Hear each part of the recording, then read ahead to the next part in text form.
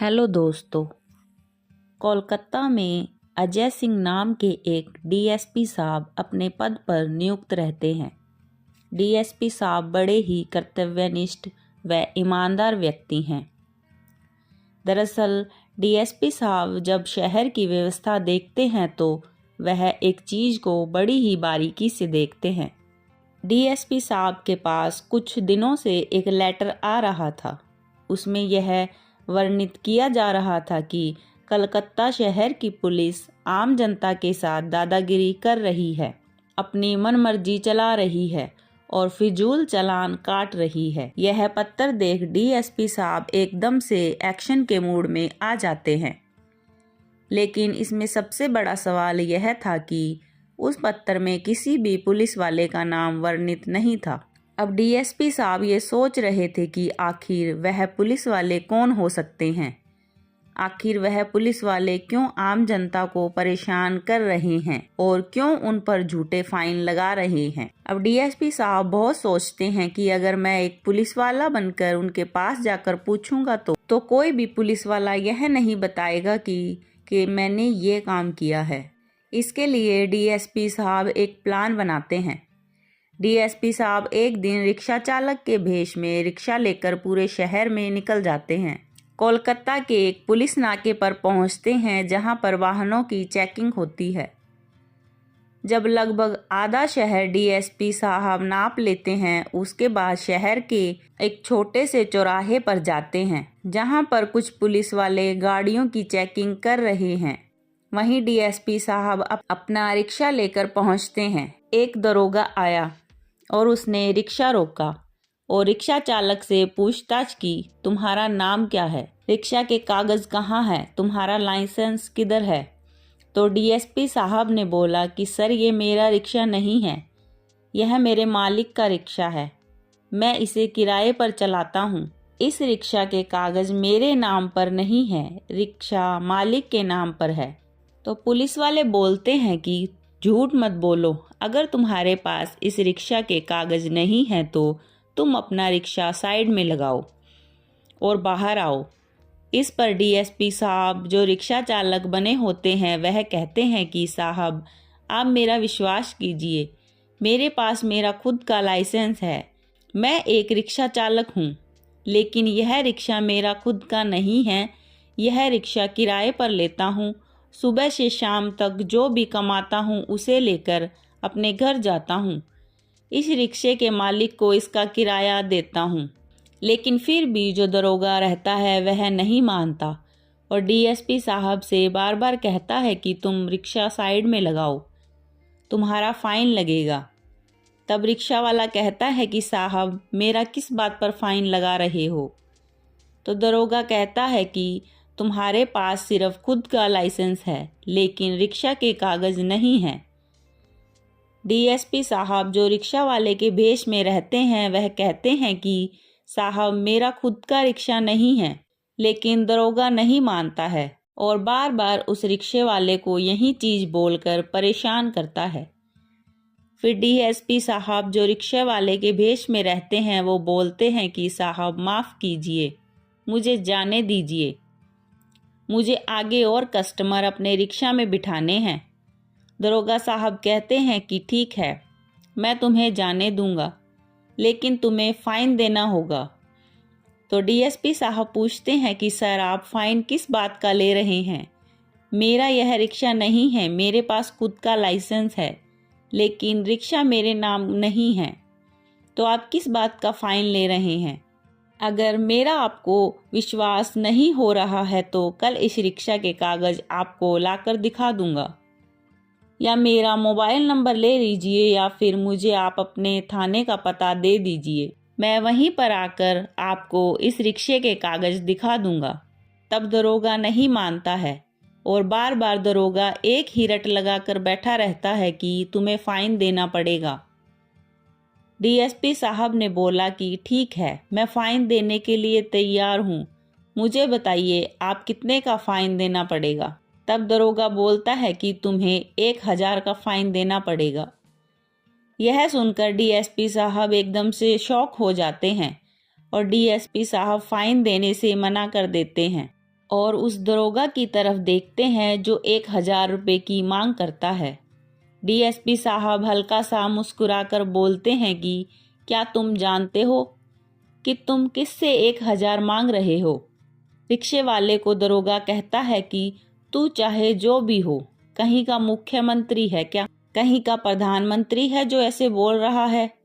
यह सुन डीएसपी साहब थोड़ा सा गुस्सा हो जाते हैं कि आखिर मेरे शहर की पुलिस कैसी है, ऐसे आम जनता को परेशान कर रही है। बेचारी इस शहर की आम जनता कैसे इन पुलिस वालों से अपना पीछा छुड़ा पाएगी? डीएसपी साहब मन ही मन सोचते हैं। तब डीएसपी साहब दरोगा से कहते हैं कि मैं तुम्हें एक बार फिर मौका दे रहा हूँ कि तुम मुझे पहचानो कि क्या तुम मुझे जानते हो? दरोगा फिर हंसकर बोलता है कि तुम किस खेत की मूली हो जो मैं तुम्हें पहचान लूँगा? मैं तुम्हें नहीं पहचानता। चुपचाप 1000 का फाइन दो और अपना रिक्शा लेकर यहाँ से निकलो। एसपी साहब अपना कार्ड दिखाते हैं और बोलते हैं कि मैं तुम्हारे शहर का डीएसपी हूँ। जैसे ही डीएसपी साहब यह बोलते हैं, आसपास खड़े पुलिस वाले उन्हें सलाम करते हैं। वह जो दरोगा डीएसपी साहब से पैसे मांग रहा था, डीएसपी साहब को बोलता है कि सर माफ़ कीजिए, मैंने आपको पहचाना नहीं।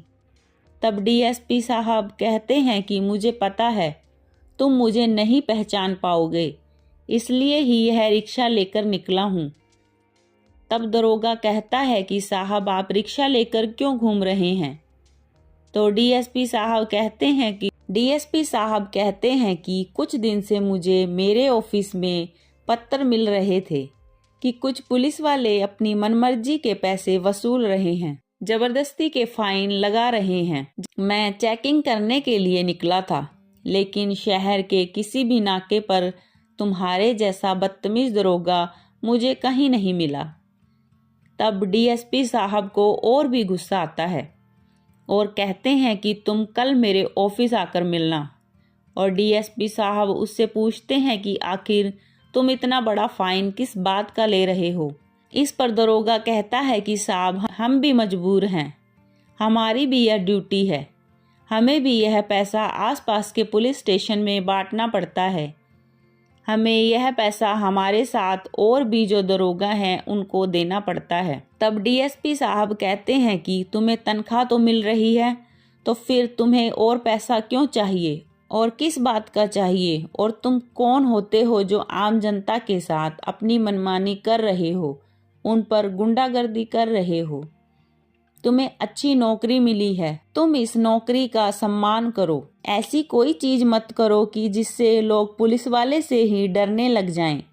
तब दरोगा कहता है कि साहब हमें माफ़ कीजिए, आगे से ऐसा नहीं होगा और मुझे नौकरी से निलंबित मत कीजिए। तब डीएसपी साहब कहते हैं कि तुम्हें तो कल मेरे ऑफिस आना ही पड़ेगा, चाहे कुछ भी हो जाए, मेरे ऑफिस में मिलो। तब दूसरे दिन जब वह दरोगा डीएसपी साहब के ऑफिस में जाता है तो डीएसपी साहब उस पुलिस वाले से पूछते हैं कि आखिर तुम लोगों से क्यों ज़बरदस्ती का फाइन वसूलते हो?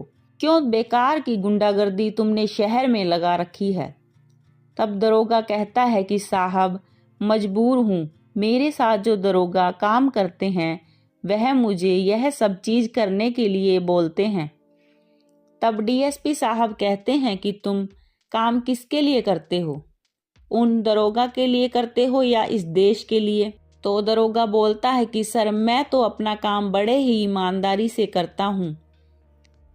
सर एक छोटे से गांव का हूँ, लेकिन जैसे ही यहाँ बड़े शहरों में आया मुझे ऊपर से वरिष्ठ अधिकारियों का कहना मानना पड़ता है, वरना वे लोग मुझे अपने साथ नहीं रखते हैं और मुझे छोटी मोटी जगह पर बिठाकर चले जाते हैं।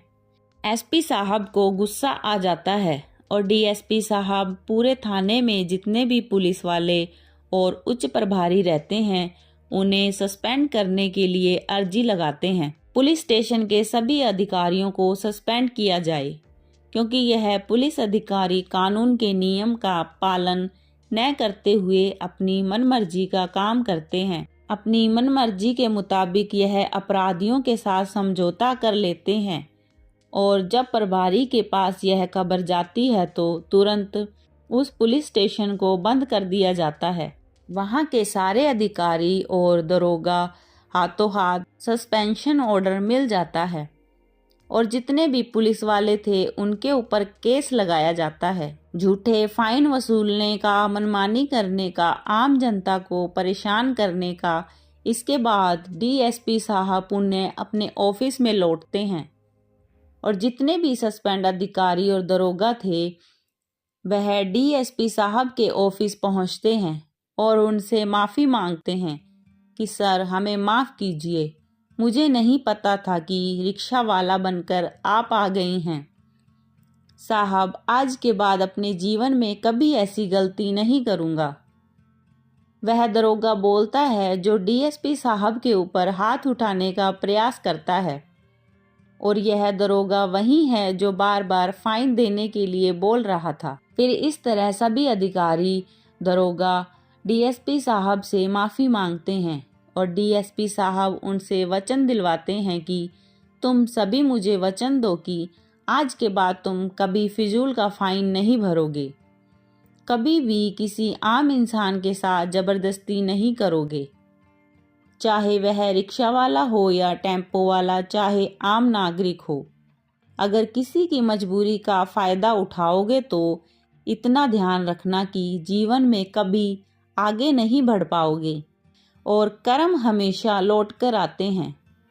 डीएसपी साहब ये सीख उन सभी पुलिस वालों और दरोगा को देते हैं।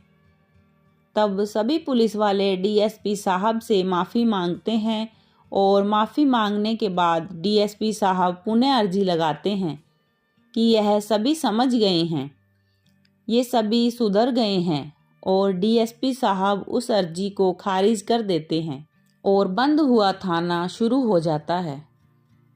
दोस्तों, डीएसपी साहब की यह घटना पूरे शहर में बहुत मशहूर हो जाती है।